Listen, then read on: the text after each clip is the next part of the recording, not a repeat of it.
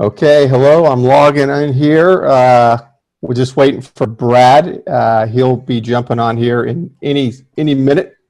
Brad, are you there? Yep, here I am. Great. All right. Well, it's 1 o'clock. I figure we jump right into this. And thank you, everyone, for joining. I'm just looking at some questions here. So a little background. We're really excited about this. This is obviously an open forum. We're live. This is not pre-recorded. So if you hear us stammering and stuttering or glitches, you'll see that it's live. And Brad Barth, really excited to have Brad on here. Barth Calderon is an estate and asset protection and business planning firm. We have clients across the country. Brad is one of our experts, an attorney, and has been in practice for over 20 years and is one of our top speakers on estate and asset protection planning and business planning to a ton of incredible groups across the country, including Vistage International, the Beverly Hills Realtor Association, and just a ton of others. So Brad, I think you spend a fair amount of time on the road, but so this is a chance to get some one-on-one input from Brad on all the questions we have here. There's a Q&A section on your screen if you can see that. I see some of you posting some questions there now. So we have some pre-questions we're going to jump right into, and then we're going to get to the Q&A on the side and just have some great back and forth here. So Brad, should we jump right into it? Sure, go for it. Okay, so this comes from Jill out in Portland, Oregon, and she's asking, Brad, what is the best way to pass assets to my children in the context of asset protection planning? Okay, great. So it's a big concern for a lot of our clients from, but before I answer the question, first of all, thank everyone for taking the time out to spend with Paul and I on this our very first open forum session. So just again, thanks for your time. I know it's valuable, and hopefully that you'll get some good commentary from us during the course of this next hour. Okay, so this is a very common question that comes up to our clients. That basically individuals work their entire lifetime to accumulate some assets, to have some net worth, and they're always kind of concerned about the ability to transition those assets over to, let's say, their kids in this case, in a responsible format. You're concerned about not only the kids' spendthrift financial management and financial maturity considerations, but you're also concerned about kids' drug and alcohol concerns. Maybe you're concerned about the influences of their circle of influence. Maybe you're concerned about the influence of their spouses. You're concerned about potential divorces, or even maybe even some special needs issues that may be out there. And so all of those issues are part of what estate planning kind of covers, and how do you properly transition assets over to the next beneficiary, the next generation, in a protected format. And the primary vehicle that we use to do that is a regular estate planning trust, a revocable living trust. Now, there are many different types of trusts out there, all of which accomplish similar goals, but they just have different tax attributes. Maybe they have different restrictions on principal and income invasion. Some of them are designed to last multi-generational as a sick person. So there are all kinds of basic trusts. But for purposes of answering this question, I would say that the best vehicle to transition assets would just be a regular revocable living trust. And this is what most people are familiar with when they go to the lawyers or they hear advertisements on radios: no, avoid probate, make sure you transfer your assets. And it's within that document, Paul, that you're able to put in these, what I call them wealth preservation provisions, the WPP, wealth preservation provisions. And that's how do you make sure that the money is held for the benefit of the children without necessarily giving it to the kids, subject to all those negative influences, which I already kind of mentioned. And most importantly, having a financial guardian, an appropriately selected successor trustee. And that successor trustee could be an individual, it could be an entity, a corporate entity, it could be a professional, or it could be someone that's tied in with the child themselves. So they have a little bit of I call it the checks and balances. You get someone as a buy-in to managing their inheritance, but yet you get someone to kind of give them the helping hand through what could be a very complicated and long drawn out process. Okay, fantastic. All right, here's the next question. This one comes from all the way from Florida. This is, I'm not sure if this is from an advisor or somebody this for them personally, but it says, I have cash value in a life insurance plan, and is this protected if I got sued? Okay, so that's what you're concerned about, the asset protection characteristics of the cash value of a life insurance policy. Very, very common concern. And one of the benefits of being a national speaker is I get to go to different states, and every state has what are called exemptions, exempt assets. And exempt assets are exactly what they sound like. They're exempt assets. Most people are familiar with these in a bankruptcy context, and homestead exemptions, certain amount of personal property you get to keep. But those exemptions also apply in the areas of lawsuit. If you lose everything, what amount of your stuff do you get to keep, notwithstanding the bankruptcy or even a creditor's claim? And every state has a different public policy as to how much of your stuff you get to keep. And as I've traveled the country, I would say that the majority of them have already built-in protections. And this question is coming from Florida, and I've been to Florida many a time, not having looked it up prior to this call because we're live, right? So, but memory serves me. I believe that Florida's statutes already protect the cash value of a life insurance policy, as well as its death benefit, so long as it's going to a spouse or a dependent. But just to kind of give you some contrast, not every state has favorable exemptions like Florida and Texas and Nevada and some of these other more protective jurisdictions. We're out here in California, and California, our Code of Civil Procedure actually has a dollar value limit. I think it's around 12,000 and some change. There's only a certain dollar amount that you actually get to keep. And if you have a large cash value in a life insurance policy, because a lot of people do use them as a quasi retirement plan, because a lot of people maybe take equity out of the house, or they put a lot of money, they front load an insurance policy, because you get what's called tax-free growth in those policies, and you can take interest-free loans over time, so you can kind of use it as a quasi-retirement plan. So you have a lot of money tied up inside this investment corridor of a life insurance policy. And so it's a very good question that you want to check to see, is it inherently protected? You need to do nothing simply because your state statutes allow for that, and you can just look it up on Google. But then also for those states like California that has a limit, it's not something we have to be concerned about and do a little bit of planning to make sure it's protected as well. Right, because you've done a lot of talks in front of advisors, for instance, life insurance advisors, and this is something you always counsel them on building into your process, counseling their clients on this asset protection. So that's right. That's right. Yeah. All right, here's one we're seeing a lot of today, because this is becoming more and more popular. Brad, there's a lot of talks in front of rental income property owners, and today more and more people are flipping properties in their IRAs, retirement accounts. Yeah, so this is a question. I put properties in my IRA. Am I at risk, and how can I protect myself if I'm doing that? Okay, let me answer I think the root of the question. The fact that they're doing the old fix and flip within the IRA, I don't think that's really the gist of it. I think the idea is I have properties, real estate inside my IRA. What's my liability exposure? I think that's more truly what the question is asking. And the answer is you have the same liability of the property being inside your IRA as in a self-directed environment as if you had that property in your individual name. A lot of people confuse, and they think that the retirement plan as the actual owner of the real estate somehow limits their personal liability because it's owned by the IRA. And having done IRA LLCs and self-directed IRA LLCs for I think close to 10 years now or so, this question comes up a lot, and it's been pretty well researched that that you as the IRA owner, not the custodian of the IRA, you are the one that's subject to the unlimited liability presented by the tenant inside your IRA.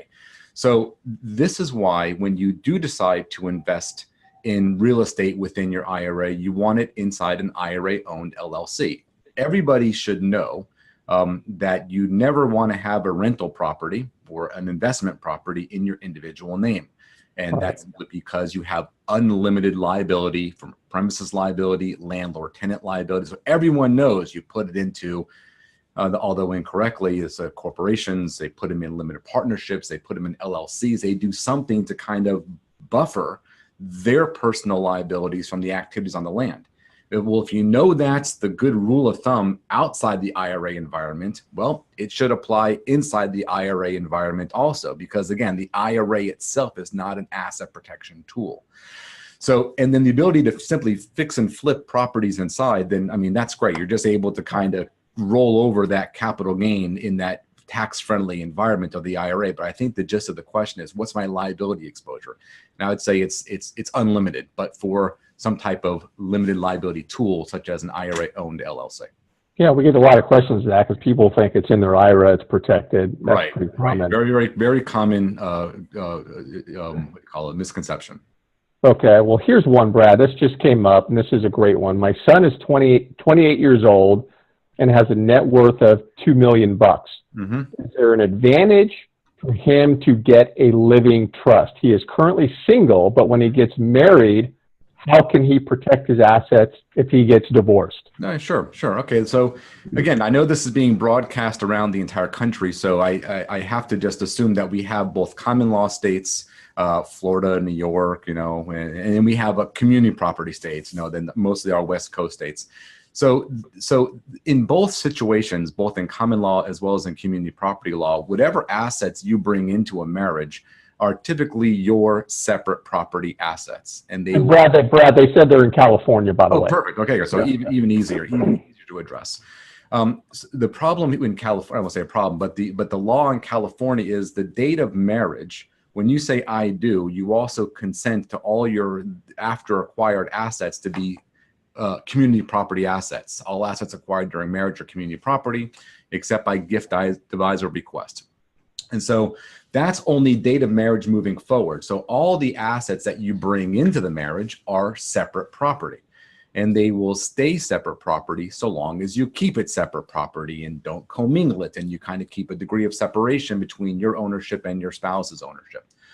So one of the things that we do when we have a young individual that has assets they want to keep separate in case of a future divorce, again, you don't really know where relationships go for the first handful of years, is that by putting it in a trust, and it could be like the Paul separate property trust, just as part of a regular estate plan. Forget the asset protection stuff that we can talk about, especially with those dollar values.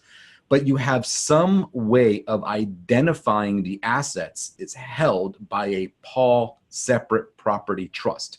So there's something in writing on the account that says this is a separate property asset, because all the other assets may be can be community property, and you want to create a distinction between those assets being commingled from separate property to community property. In other words, son needs to do something to be able to either gift to the community or commingle assets with the community. There's some active process happening. If you take the time and you specifically list them inside a separate property holdings trust, it certainly goes a long way to identifying an intent to keep it separate, notwithstanding the marriage. So a trust is a very common vehicle with dollars such as $2 million, certainly the use of more protective asset protection trusts, again, to kind of really buttress that, to kind of enhance its separate property characteristic, but something to certainly distinguish it to prevent it from being, it now got commingled somehow. Okay, because it's always an issue. Yep, awesome. All right, just flying along here. Another question. We have several rental properties in our residential home in a trust. Mm-hmm. How do we limit our liability exposure? Right. Okay, so this kind of goes back to the same IRA question I just answered, as far as the nature of rental properties, and a lot of people confuse that, hey, the asset's in my trust, therefore it's asset protected, right? So this individual knows that, okay, I don't want to keep the property in my individual name, so I at least put it in my trust name because my estate lawyer said put it in my trust. And a lot of people think, well, since it's in my trust, well, it's also asset protected in case there's a slip and fall. And when I walk people through a very simple exercise about the nature of your estate planning trust, that you are the creators, you're the trust makers, you are the trustees, you are the beneficiaries, you have the right to revoke it, you have the right to modify it, you're the lifetime income and principal beneficiary, that, in other words, the trust in you, there's no distinction. Therefore, there's no asset protection. It's not a separate entity for asset protection purposes. So by putting the properties inside your revocable trust, you've done a great job as far as being able to have an orderly distribution upon your passing and to avoid probate. So you've avoided probate, you got probate protection, but not asset protection. So here again, I'm sure a question is going to come up shortly. Well, if you got multiple properties and they're in your trust, well, first you got to take those properties and put them inside some type of limited liability entity, such as an LLC or LLCs, and then take the LLCs and put them inside your trust. It's kind of a two-step process. The trust by itself doesn't limit the liability. You got to use some other tool, such as a corporation, a limited partnership, an LLC, and then you put that entity inside your trust for probate and for estate planning and succession purposes. Got it. And you may have answered this question, Brad, with that response, but a question came in from a listener. I own everything free and clear, and when I die, everything automatically goes to my surviving spouse. Yep. Why are people telling me I should have a living trust? Okay, that's a great question because it comes up a lot. When I do these talks and I just kind of give that explanation, there's no asset protection. So then what's the whole point of having a trust? so there's two main points, especially when it comes between spouses, that's very, very important. The first one is that, also assuming that you don't have blended family scenarios, because you may have kids from prior marriages wanting to make a claim on the deceased spouse's assets, and it may not necessarily be guaranteedly for the benefit of the surviving spouse. So that certainly helps take that away by having the other spouse be the primary beneficiary. Another very important part is that what if, and I'll give you a very tragic example, right? So the husband and wife are in a car together, right? And God forbid they have a car accident. Husband passes away, and now the surviving spouse is incapacitated, right? So without the trust, what would have happened? And even if you use the example that everything automatically, basically by operation of law, either now goes to my surviving spouse. Okay, great. So we have now a deceased spouse. 100% of the assets are now in the name of the surviving spouse, but guess what? The surviving spouse is now completely incapacitated. Right. So now what happens? Now you got to go get into conservatorship over her. I call is basically a living probate. You got a court supervised process where you got to get a conservator over the conservatee. You got all the issues and that come up with managing the funds now for an incapacitated adult beneficiary.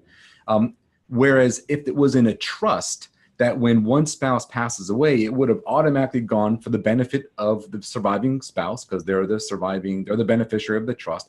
But then you would have had a list of successor trustees built into the trust who would automatically be able to step up and manage the affairs for the benefit of the incapacitated spouse, right? So you completely did away with the need for court involvement in that living probate process of a conservatorship. Another scenario could be something like, well, one spouse passes away and now you have a surviving spouse who maybe at the time is just fine, but then they get a little bit older and they have a little bit of dementia. Next thing you know, they start giving all the money away to the little green man from Mars, and they can't manage the money. Who's going to stop them from giving it all away to whatever, subject to undue influence? Again, if it's inside a trust, there's mechanisms in there to get someone deemed incapacitated. And so because they can't withstand undue influence and fraud and things like that, then again, someone can step up and start managing those benefits for the benefit of the surviving spouse. So nothing to do with passing on death, nothing to do with the probate avoidance, etc., but it has to do with management for the benefit of a surviving spouse if they can't do it themselves. So the fact that you maybe don't have kids and maybe you don't have a blended family, you still need to have a trust for the reasons I specified. I think it's a good idea. Yeah, and people are living longer than ever today, and these long-term illnesses are everywhere. Great answer. So Jumping over to another question here, Brad, is an attendee is asking, in what ways, you read this here, in what ways does creating an LLC impact doing a 1031 exchange? Okay. So a 1031 exchange, just for those who don't know what it is basically a way to minimize capital gain when you're selling a highly appreciated asset, and most likely it takes place within a real estate environment. And so you're able to simply sell a property and acquire typically an equal or greater value property without having to pay capital gain that you would had you sold it to a third party. So there's a special rule, it's called a 1031 exchange, that requires accommodators, and there's a lot of technical rules. So you want to make sure you work with someone who's familiar with 1031 exchanges, both with accommodators as well as tax advisors. That being said, there's nothing wrong with doing a 1031 with the use of an LLC. It just like on an individual basis, the sellers of the property and the buyers of the property need to be the same. I say it's apples and apples. If the LLC with, we'll say the same two members are the seller, and that same LLC with the same members are the buyer of the 1031 exchange property, everything's fine. There's no problem. There's no hindrance to doing a 1031 exchange within an LLC, as long as all the parties are the same and all the 1031 exchange rules are respected. So it's a common question. If I take my property and my rental and I put it into an LLC, will I be able to do a 1031 exchange in the future? And the answer is yes. Just as long as you follow the rules, apples to apples transactions with respecting all the 1031 governances. Right. Got it. Yeah. Fantastic. Okay, moving along here.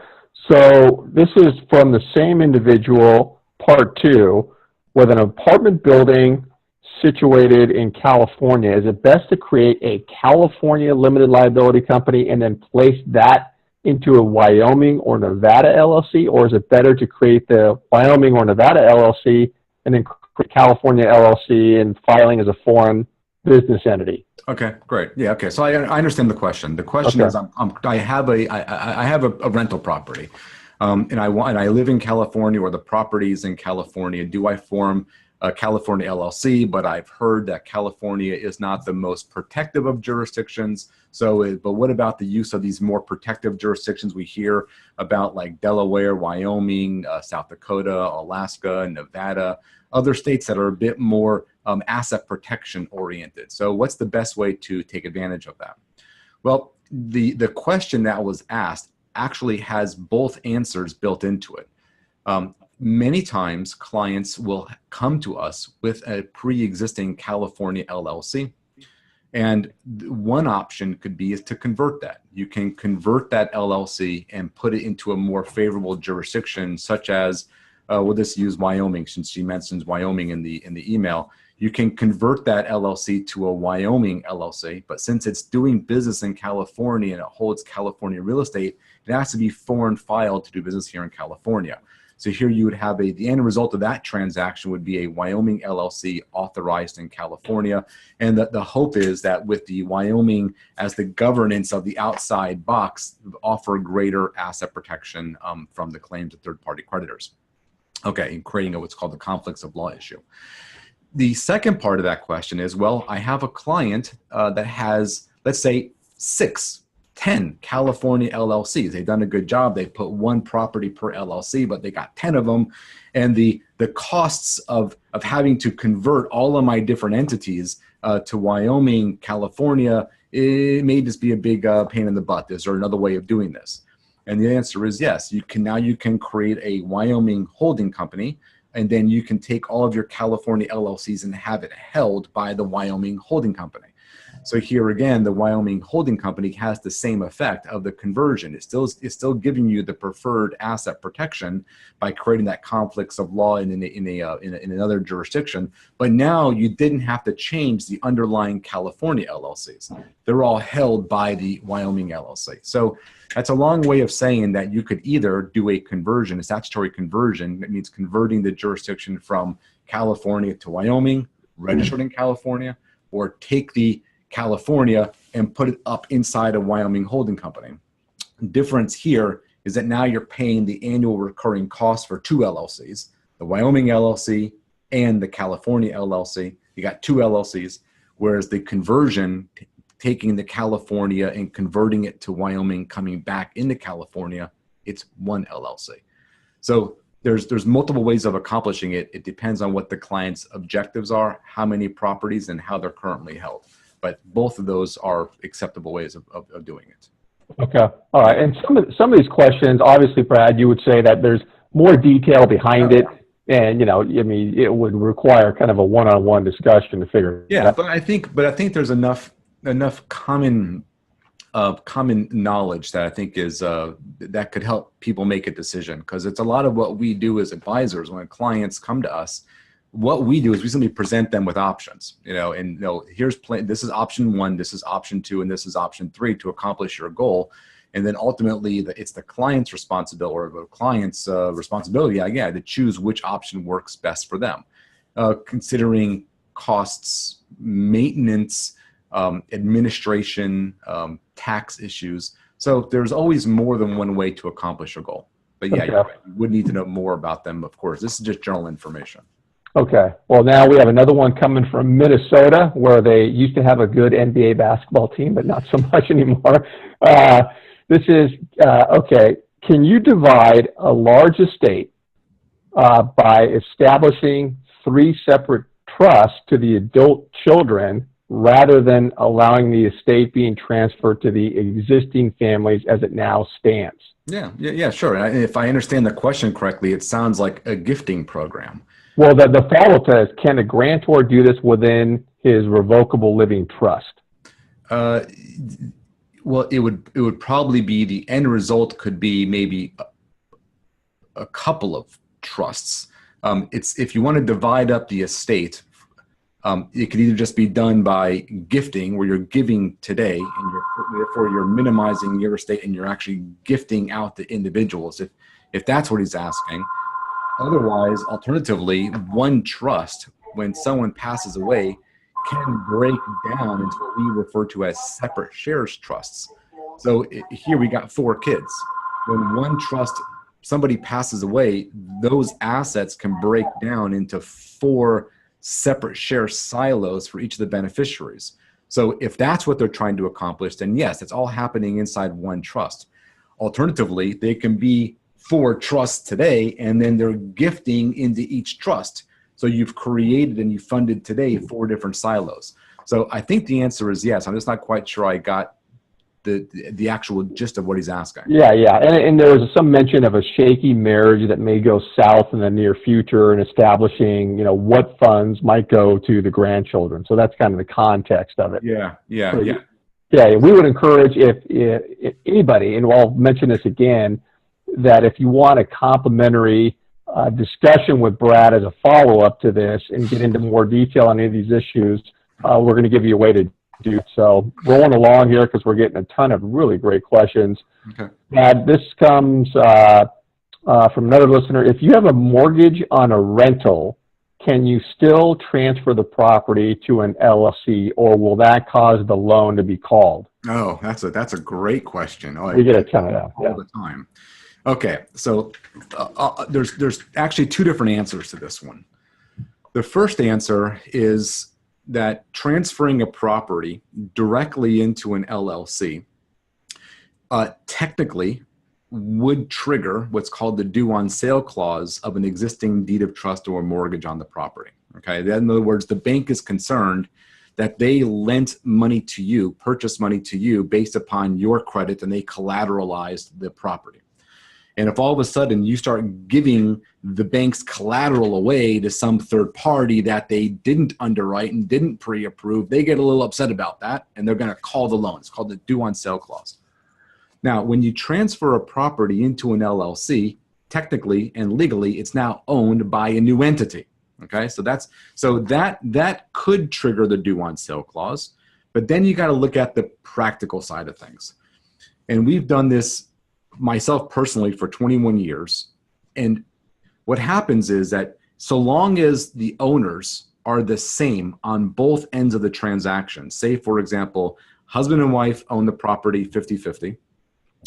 Husband and wife create an LLC that's owned 50-50.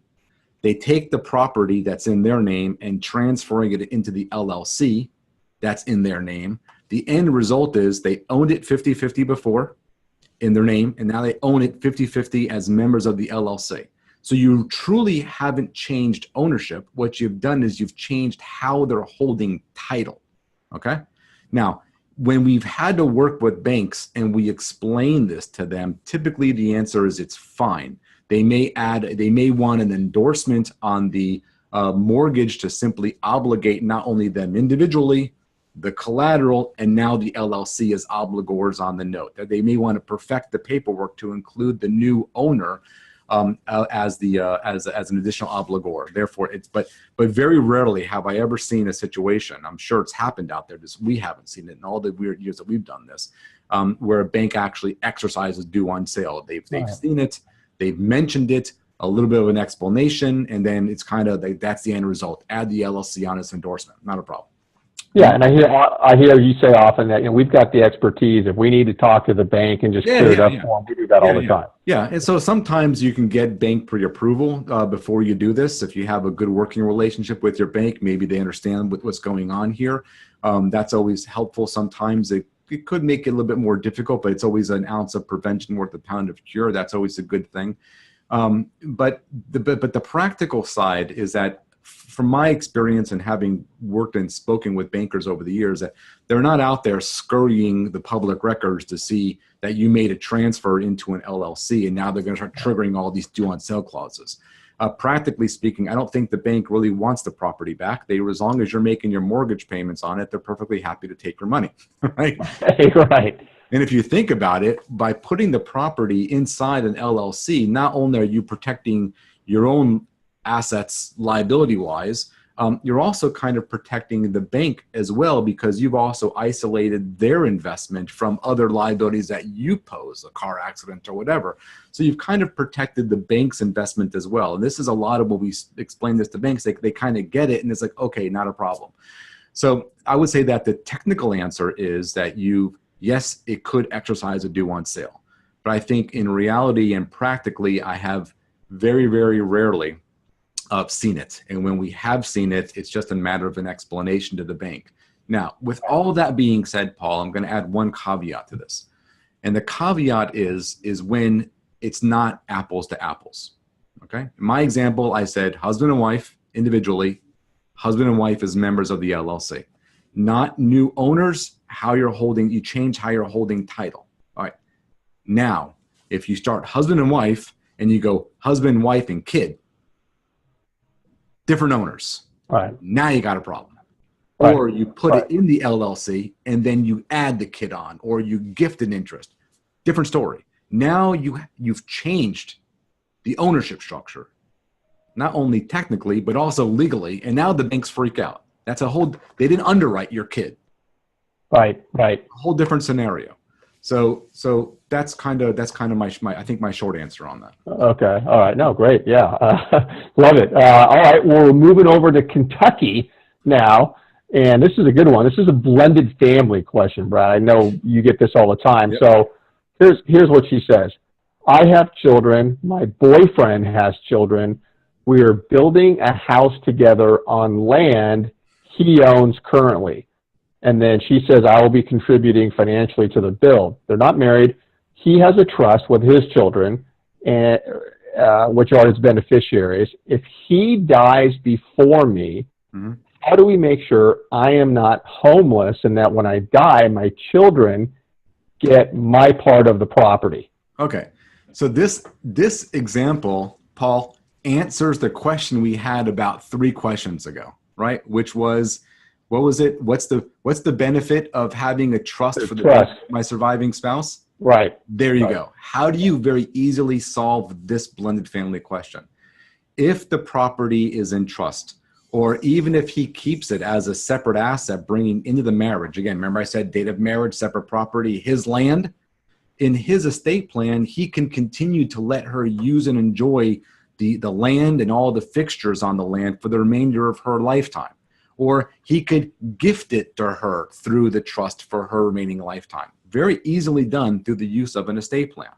And then if she's contributing things in, she's worried about getting reimbursed, then maybe they have a small agreement amongst themselves that I'm not gifting my stuff to the community or to the joint assets. I'm making a loan with an expectation of reimbursement so that if there is a passing, that she gets reimbursed to what she's contributed into that relationship, at least for the purpose of the land. Don't see that much that often. What I do see is that it's a trust. Either the property should be in a joint trust. If it's premarital, then it's maybe his trust holds the land and allows her to continue to use and enjoy the land and all the fixtures thereon for the remainder of her lifetime. And then upon her passing, they can divide it among their kids. Not a problem. So again, the very simple solution is the use of an effective estate plan on both sides. Is this the his, hers, and ours scenario that I've heard you bring up before? It could be. It could be. It depends on the date of marriage, right? Because if they're premarital, it would be the his and hers, and they don't have an ours. Maybe, well, actually, they could have an ours because she's contributing. So you could have a his, hers, and our type of arrangement. Yeah, it doesn't have to be, but it could be. Okay. Yeah, and there's also ways in Kentucky, again, a common law state. Another way is to simply have him gift the property post marriage. Maybe, for example, hold it in joint tenancy if she's concerned. So if he does pass away, that property automatically, by operation of law, becomes her property, right? So that she should rest assured that just based upon the titling of the land, forget the use of an estate planning tool, just the titling of the land would make sure that she has a survivorship interest in the property.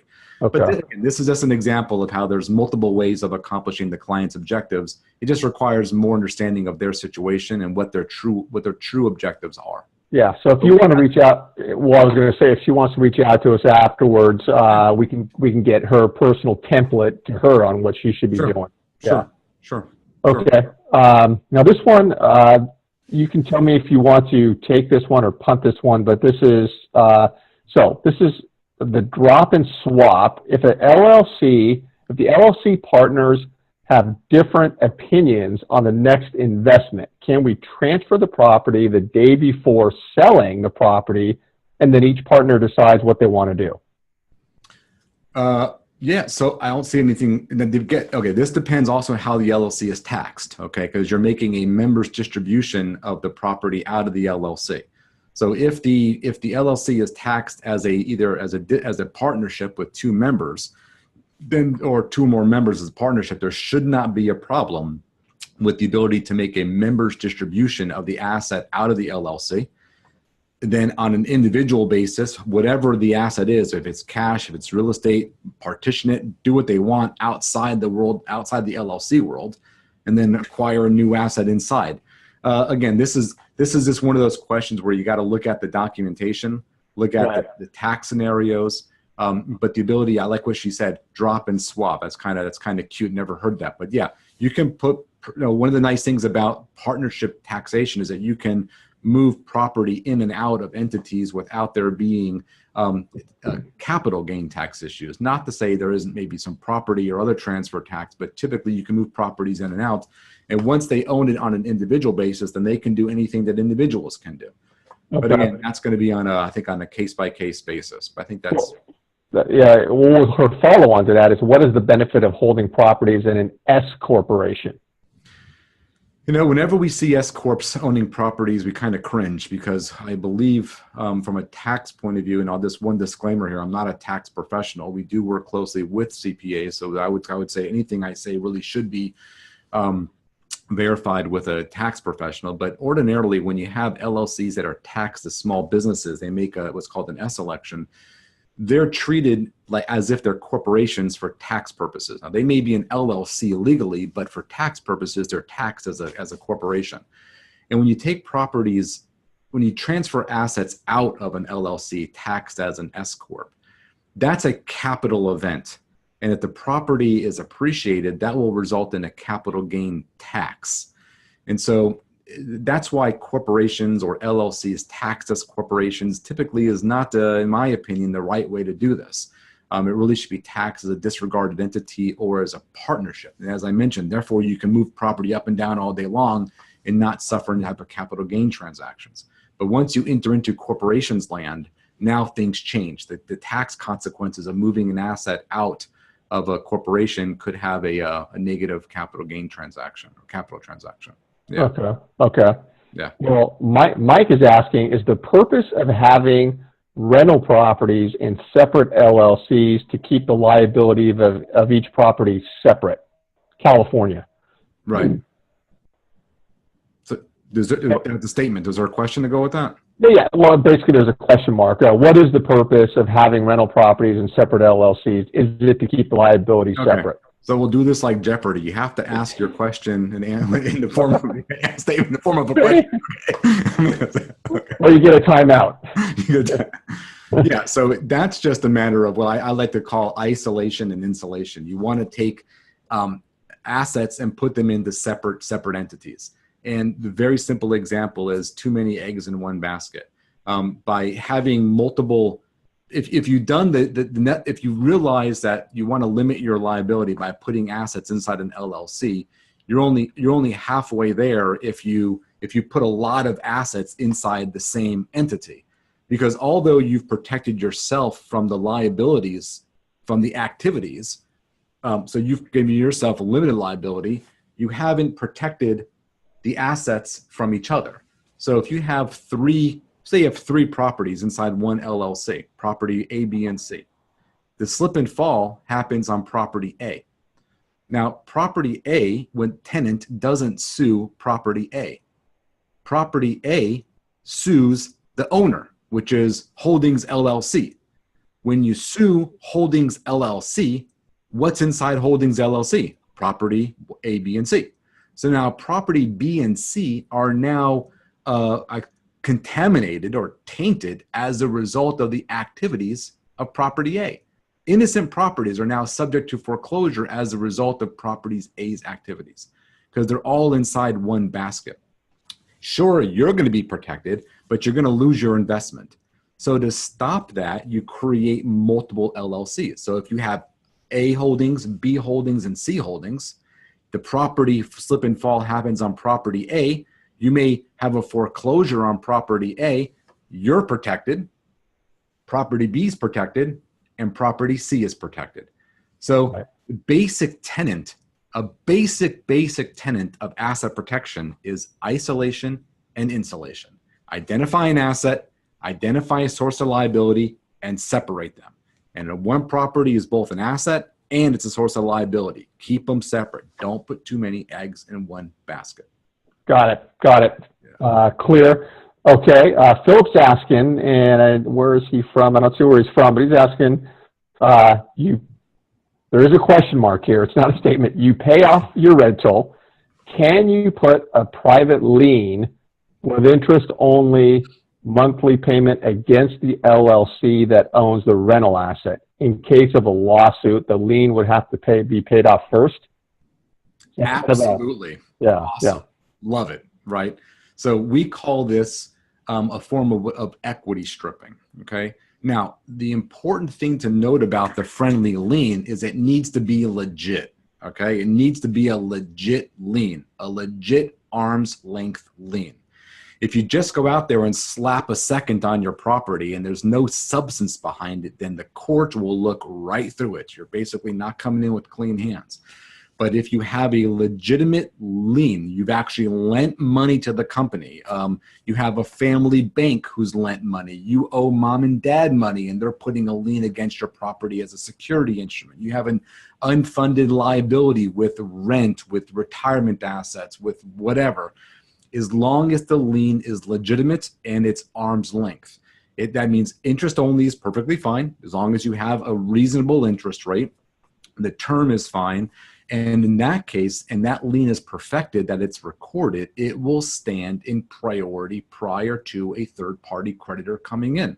Huh. The big thing on this, we love it. I use debt and we use friendly liens all the time. It just needs to be a legit lien. If you just come in and just slap a bunch of paper and UCCs on stuff and there's no substance behind it, the court will look right through it and they'll be pretty upset with you from playing games. And is it true, Brad, that even if you get sued, let's say you have the lien on the property, but you haven't taken any cash out of it, it's just there. Mm-hmm. Then you get sued, and then you take the cash out. Aren't you still okay because you set the debt up prior to the lawsuit, even though you're taking the money out after? Well, you could say it's a pre-existing obligation, right? And you're just basically making payments on pre-existing obligations. I'm thinking in my mind of a scenario where you have an abstracted judgment or a lien put against your residence, right? For whatever reason. But you also have a first, let's say with Bank of America, right? Right. So what, do I not pay my mortgage because there's a lien out there? Right. So you could, it's a pre-existing, superior obligation. You pay the mortgage. But if the property is sold or foreclosed on or something, then all the liens have to be paid back first. So I'm not sure if I answered the question, but but there's a priority of these things, and there's nothing wrong with having liens on properties. They just need to be legitimate. Then right. Okay. All right. Well, Robert's asking, what is the reasonable amount of time to distribute the cash value of a trust and dissolve the trust of a spouse that has passed following the instructions of the trust? Right, and that depends on the instructions of the trust, right? Because trusts can have hold terms or they can have outright distributions. If there's no hold term, like to be held for 5 years for the benefit of a surviving spouse, or held for 5 or 10 years or 20 years for the benefit of the kids, if there's no hold term, then it should be as soon as reasonably practical. And that could be 6 months, that could be 18 months. If you got some assets are in sale during this administration process, you need to liquidate a business. It could take time. Trust administration is just one of those things that you can't quite put in an actual due date. When is it going to be completed? It depends upon the market factors and nature and quality of the trust assets. But if there isn't a mandatory hold period, like for the benefit of my kids when they hit 25 and they're only 19, right? Then I can't distribute before that 25th birthday. If it just says my kids outright, okay, outright, that means as soon as reasonably practical. There really isn't any justification but for market forces to keep it in trust for 5 years. Like, why are you doing that? As a matter of fact, that may even be a breach of your trustee's fiduciary duties to administer the trust according to the trust terms. It said outright. I understand a reasonable time, but not 5 years. So again, depends upon the assets, what the trust says, who the beneficiary is. So I think. Well, I was just going to say, this gets into your trustee coaching scenario because you deal with this all the time. You may want to mention that very quickly because it's a big deal today for people who are trustees. Sure. I think, okay, fine. That's thanks for bringing that up. So one of the things that we do, having done trust administration, trust litigation, I myself am also a professional trustee, and I know that there's a vacuum in the world of people who designate their kids, they designate their spouses, they designate their siblings as trustees of an estate plan of a trust, and nobody knows what to do. And there's no higher fiduciary duty in the country than that of being a trustee for the benefit of some third-party beneficiary, like kids or in-laws or charities or whatever. And no one knows what to do because nobody is trained on this. It's completely foreign. And so rather than denying somebody the option of designating someone they trust as a trustee, right? That trustee is authorized according to the trust terms to hire counsel, to help them through the process. And I call this being a trustee's coach. Many times people hire me as the trustee's coach. I'm not the trustee. I'm also a lawyer, but I'm not the trustee's counsel. I'm the trustee's coach, and we help to coordinate all the players. I coordinate the CPAs, the bookkeepers. I work with the attorneys. I work with the sales. I work with the beneficiaries on behalf of or in concert with the existing trustee. make sure all the deadlines are being hit properly, the process is being moved through smoothly, because questions like this come up all the time. What do I do? Where do I turn? And not everything requires the hourly rate of a trustee's attorney, when you just need someone who's knowledgeable in how to do this to give them a little bit of guidance. I look at it as like any professional athlete. You need to have a coach. There's a pitcher's coach, there's a goalie's coach, right? Why not have a trustee's coach? It's there, you're authorized to use the trust funds for that, and everyone is happier, beneficiaries, and certainly the trustee is happier to have that helping hand through the process. So that's kind of what the trustees coaching services that we provide here as well. Okay. Well, this one you're going to love, because this is just textbook. This is a great question. Marion's asking this. Does an umbrella policy protect you against a potential lawsuit from the tenant? Okay. So, see, Paul, could you team me up any better than that? I swear it's a real question. So, every time that I don't want to say every time, but a substantial majority of the time when we start getting involved in an asset protection conversation, as you've already heard me over the last 51 minutes talking about the use of multiple entities and separating assets from liabilities and limiting liabilities, we get pushback from other professionals, whether they're financial professionals, whether they're tax professionals, simply saying, listen, all you're doing here is making this a lot more tax work. It's making it a lot more complicated, a lot more bookkeeping. Why don't you just go out and buy a larger liability insurance policy? So the first challenge that we have is that liability insurance policies have things that are called exclusions on them. And so if you've looked at liability policies, auto policies, homeowner policies, commercial liability policies, EPLI policies, you look at it, you'll see not only is the first page tell you what's covered, but the remaining 30 pages tell you all the things that's not covered. There's exclusions in these things. And with all due respect to the insurance professionals of the world, these policies have a lot of ways to be able to not offer you the coverages. So you have to go in and get endorsements or riders to be able to plug certain holes. But these exclusions are exactly what they say they are. They're excluding you from being covered. So if you have an activity on the land and it's excluded for whatever reason, then that liability policy offered you zero mitigation.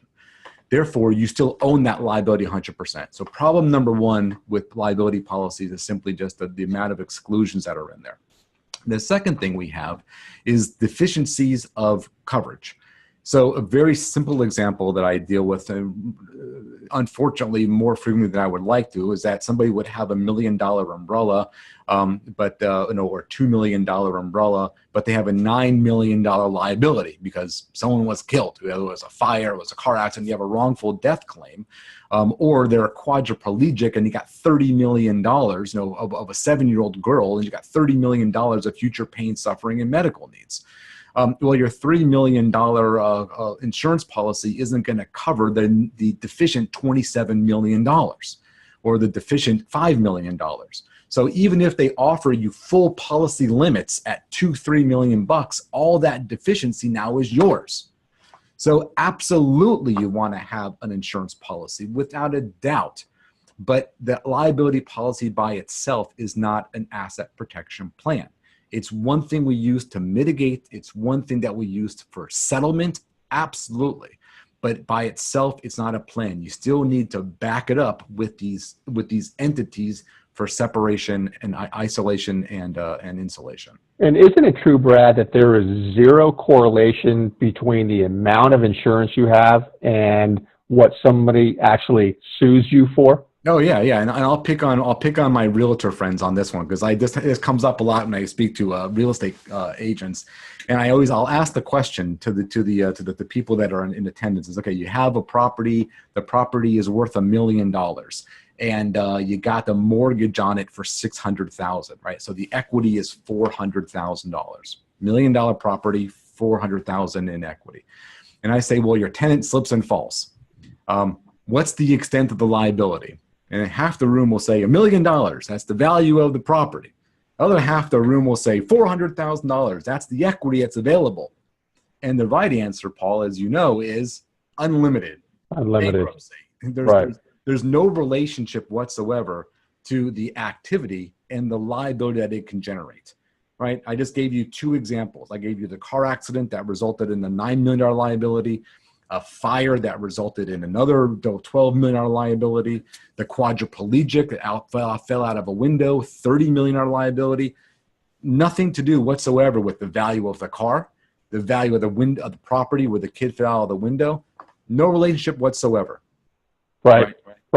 Yeah, well, it's funny because we just gave a talk recently to the San Francisco Apartment Association, and before the talk started, the moderator, the guy who worked for the association, said, "Okay, hey, before we start, I want to tell you about a lawsuit going on in the courts right now about a mold issue, and it's a $3.5 million scenario. The insurance company's trying to get out of it. There was a $1 million policy, mold, and the owner of the building was very nervous. It's going on in the court system right now." Yeah. And who knows, maybe the property isn't worth but a few $100,000, right? But the mold is causing a multi-million liability. Yeah, there's no relationship whatsoever. So thanks for bringing that up. Yeah. All right.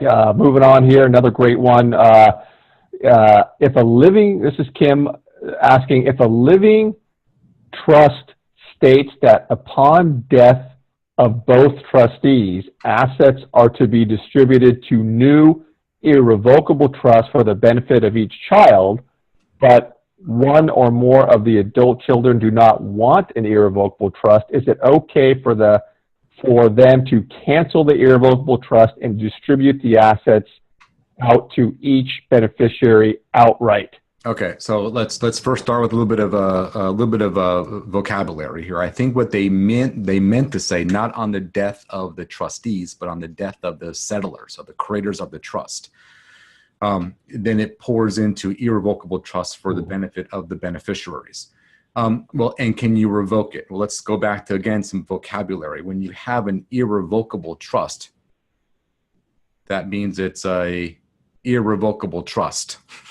You just can't revoke the trust. You can't. And if that irrevocable trust has specific provisions for the assets to be held, administered, and distributed for the benefit of the beneficiary, the trustee just can't willy-nilly just disregard those terms and just distribute outright to the beneficiaries.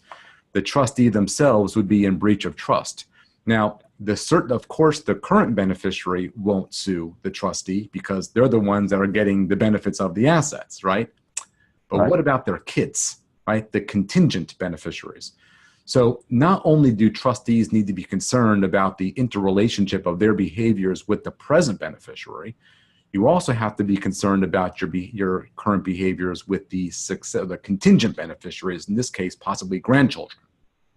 So the grandkids will sue you because, but for you distributing everything to the current kids, there probably would have been something left over for them, right? So that's a problem. So again, you have to respect. People create irrevocable trusts because they want their testamentary wishes to be respected.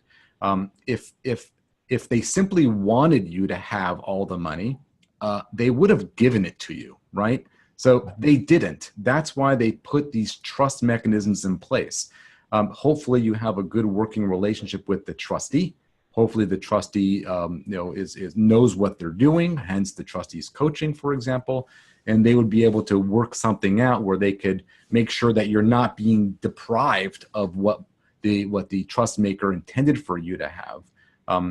But I certainly wouldn't advise a trustee to just disregard it and distribute it because they will be held. There will be a day of reckoning coming, right? To that. Right. Yeah, that's a bad thing. Okay. All right. Well, so we're going to take just one more here, and I apologize we can't get to every question, but before we go and take this last question, we will be sending out to everyone in attendance the opportunity to get some more detailed input one-on-one, and we're going to continue to have these live forums. We're getting just huge response here. So last question, Brad, is how can you protect your primary residence? And then there's LLC question mark. Okay. All right. So the residences is one of those unique assets that it's challenging. And I'll tell you why it's challenging. It's because the government encourages us to buy a residence, right? So they use the tax code to kind of help manipulate our behaviors. And one of the things that you do is you get mortgage interest deductions for buying a property. You get capital gain exclusions, $250,000 per person, or $500,000 if you're married. When you sell it, you get a capital gains exemption. You get credits for solar panels. You get homestead exemptions. All of these things are being done to encourage people to buy a residence. You buy a residence, you get pride in ownership. It makes property values go up. It's good for tradespeople, carpenters, closet makers, Home Depot. It's carpet cleaners. It creates an entire economy around having a property, and stability of families. Of course, that's important. But if you take your property and just stick it inside an LLC, LLCs are more for investment purposes, right? For rental properties. And what you've done is you've changed the nature of the property from a residential to an investment status. Now, this isn't a guarantee, but many times you have the possibility of losing those tax benefits by putting your property into an LLC, because now it's no longer a residence, it's kind of an investment property. You've changed the character from residential to investment. And then you kind of rent from yourself from an asset protection point of view. It just doesn't make any sense. You're living in it, you're paying the taxes, you're getting utilities, it's there, and but yet it's not yours. It doesn't work very well. So there are other tools that we use, and there are various forms of trusts that we use that are specifically designed to hold residences. There's the equity stripping concept that we spoke about for residences. There are gifting techniques that we use. There are estate freezing techniques that we use. I already mentioned equity stripping, and there are privacy type of tools that we use to kind of help get properties, to give a property a degree of protection. So residences are kind of unique. A simple LLC for non-residential is pretty much a no-brainer. But when it comes to residences, we want it to be classified and characterized as a residence. So we have to kind of work around that and see if we can protect it indirectly by these other tools that are available, and not just slap it into an LLC. Right. Yeah. Great. Fantastic. Well, we've hit our ceiling here. Thank you, everybody, for joining. Great audience, Brad. Thank you so much. Great answers. And look for communication on getting one-on-one with us if you have some more detailed questions, and also for the next live forum. Brad, thanks. Okay, my pleasure, Paul. Thank you. Thank you everyone for your attendance. Bye-bye. Bye.